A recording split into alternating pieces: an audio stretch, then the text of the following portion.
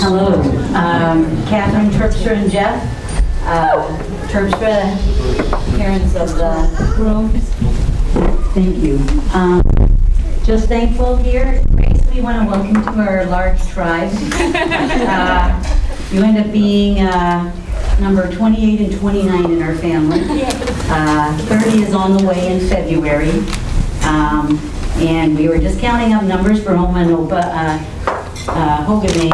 That is going to be in February number 100. And so after that, whatever comes next, 101.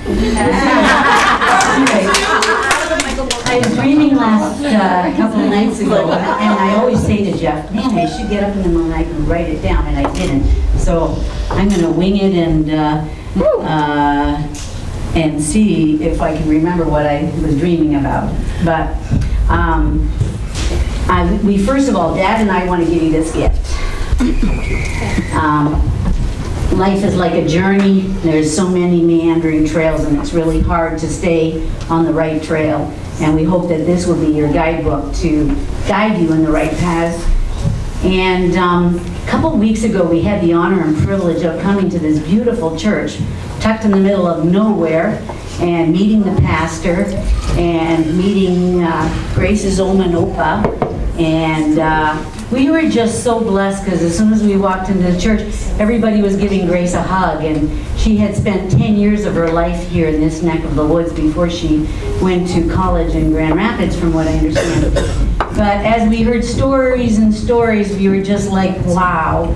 The verse that came to my heart was, he who began a good work in me is faithful to complete it. And I believe that for you too, Grace. He is faithful. And for Michael too. He has planted a seed of truth in your life. And I know that I have shared that word, that prophetic word that I had for you, that you are the warring angel. And I want you to fight for your family. And I just love you both.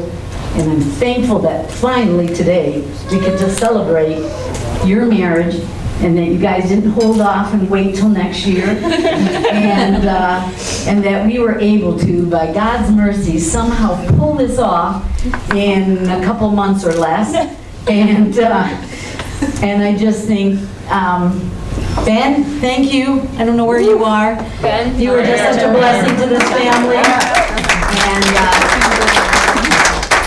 you know, when he puts the right people together, it's like, wow, cooking for 30, cooking for 60, well, I think that can be done. So I'm just thankful for all of us in this family that the Lord has given us, and as it's growing and adding new members of all different colors and backgrounds and nationalities, it's a blessing. When we were first married, we had this dear old man from our church come to us and say, I have a prophetic word for you. He said, it's from Isaiah 54, where it says, and you will grow to the right and to the left, and your pegs will be stretched, and your tent will be extended. And I thought, wow, at that time I might have had Lydia and John, and I thought, I never expected to have 11 children. But I look at that and I just think, wow, we are just stretched. And sometimes we feel like our seams are beyond, like they're going to just snap. And yet I look at this family, and we got all different backgrounds and nationalities coming in, and it's like we're no longer Dutch. And it's just amazing to see. And I just want to thank you too, wishing you the blessing this week as you go and, you know, on your honeymoon and just enjoy life.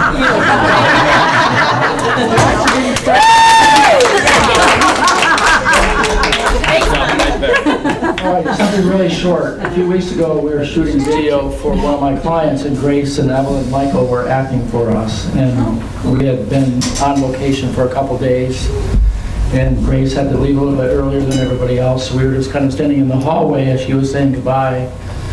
And he said, hey, Dad. And I said, what? She said, hey, Dad, I'm so excited about our wedding coming up. I can be part of your family. And I just started crying. I just thought that is so beautiful that you can have someone to add it to your family who wants to be part of your family, and just embracing the family like that. It was just so beautiful. I think we cried for 10 or 15 minutes talking about it that day, so welcome. We love you.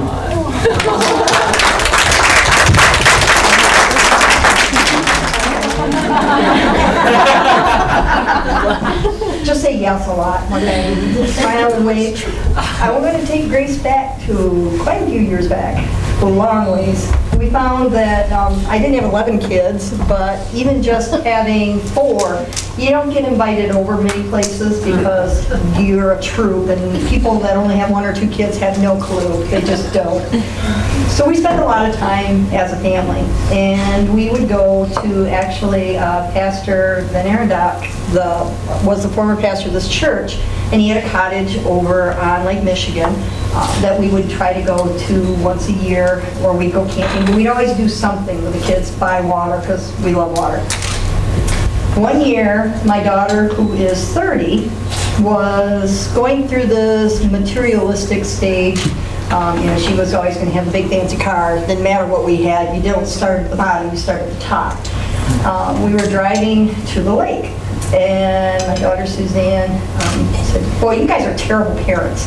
And I said, "Well, why?" She said, "Because I want a jet ski, and you can give it to me for my next 3 birthdays and Christmas and every holiday in between. I just want a jet ski."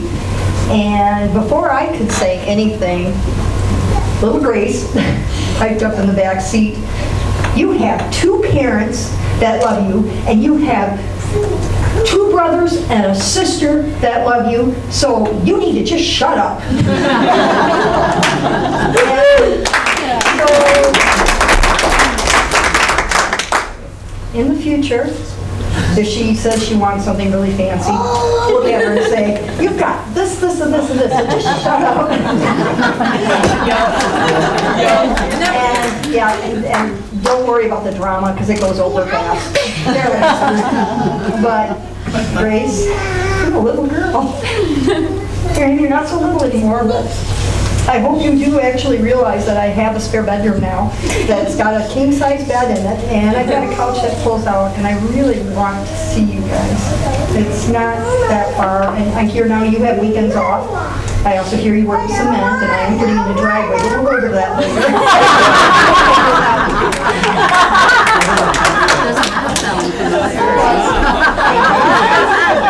He's just sweating. We've been through rough times, and it's only going to get better at this point. And I love you both very much. And I want to see my granddaughter more often, too.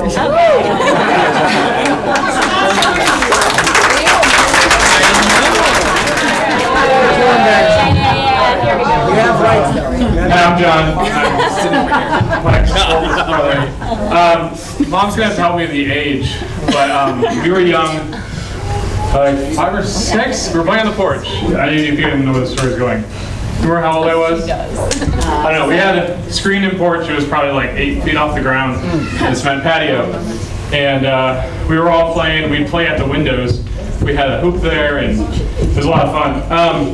One day, we were playing along the screens, as we did a lot, and Mike was there and pushed against it, and he disappeared. I'm like, where did he go? And I looked out, and he had fallen out of the window on the cement, and he was out. And I was young. I'd never seen anybody passed out. I'm like, I was freaking out. I'm like, did he die? Like, it was terrifying.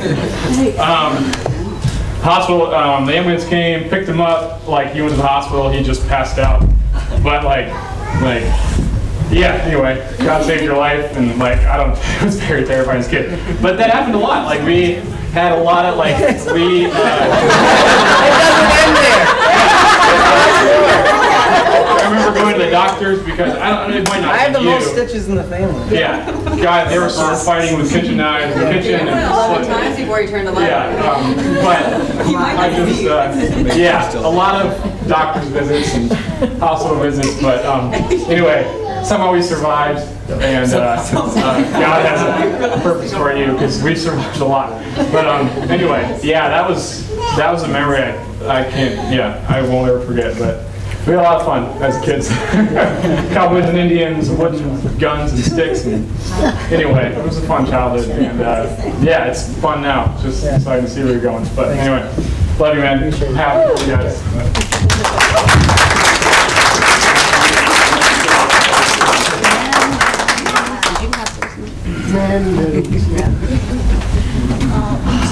Just like they were, David was. Terrified. I already gave you part of it, There you go. a word, but a new song. You're a new song.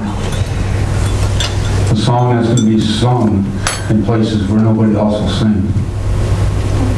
There's going to be people God brings in your path. And maybe nobody else will even talk to. But you're going to sing a new song to them. A song of love.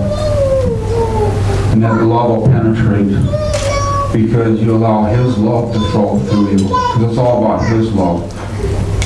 Not what you are, but who He is through you. And who He's made you become. A new song. A new song. Seek that new song. Seek His presence so that His presence can flow. And touch those in the highways and byways. Because that's where it really happens. In the highways and byways. And many out there need a new song. A new song. Love you guys.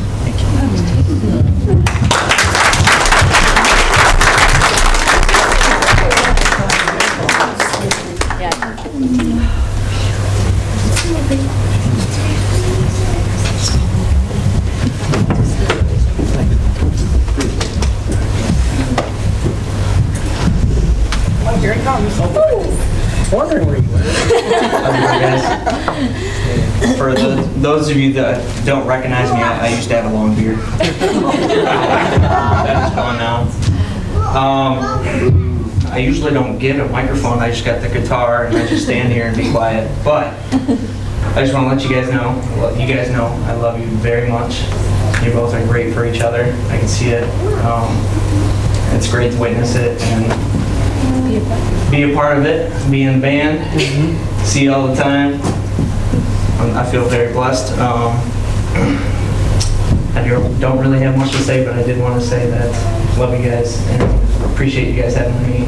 And Alicia, part of your day. Thanks.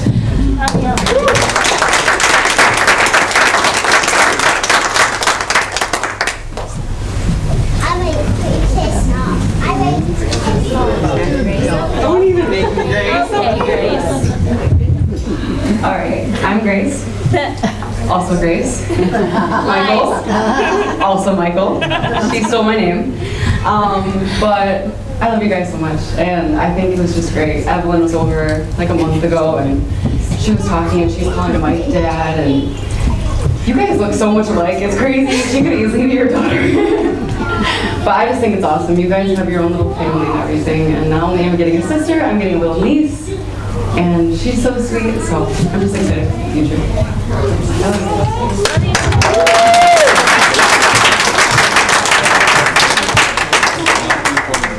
No, nobody's saying. Oh, shit. I'm crying.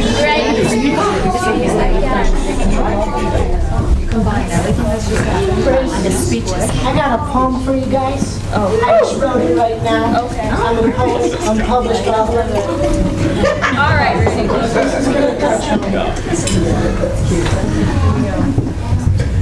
The storms have been plenty, dear sister. Those storms were not in vain, darling. Through pain, joy, and struggle, we've stood together as a family. And this, dear sister, is my wish for you in your family.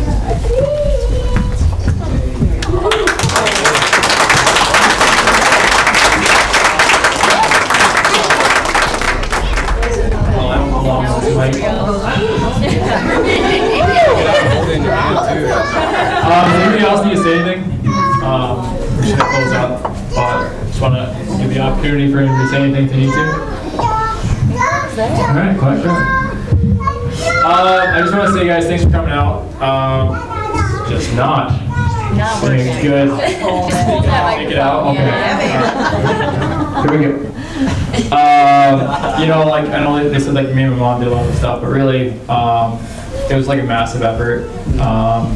Normally, I'm used to going into a kitchen and having like 5 guys. They're getting paid, so I can tell them to do things. They don't have to like it. But it's not one of those times, so I have no idea what's going on. And also, being busy, I was like, my brain when I was standing up there, I was like, is there something burning right now? But thankfully, Julie was back there. She was covering the fort. I guess she didn't finish on hand. But also, like, when I got here, my Oma and my Aunt Susan, they're both just chopping away. My other aunts were out and about helping. I had people constantly asking, like, what can I do, what can I do? And it was like 15 to 20 people, so like half of you made your own dinner.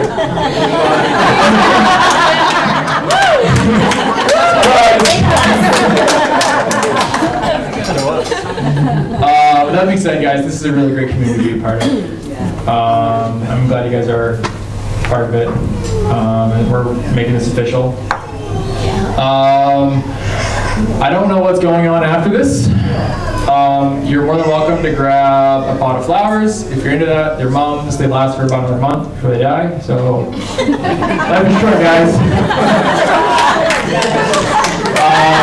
Am I missing anything?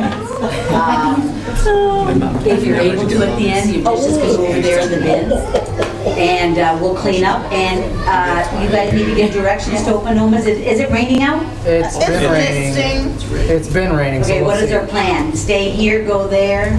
Stay here. Probably. What's that? So, Stay here for right now. if we get things cleaned up a bit, I did bring a bunch of board games. Welcome to hang out. There we go. Feel free to grab it today.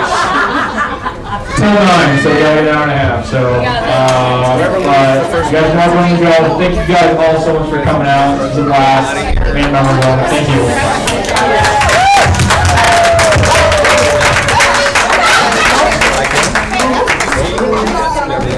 Oh, yeah.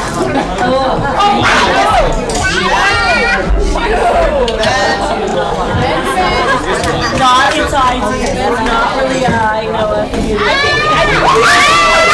He paid money. He paid money.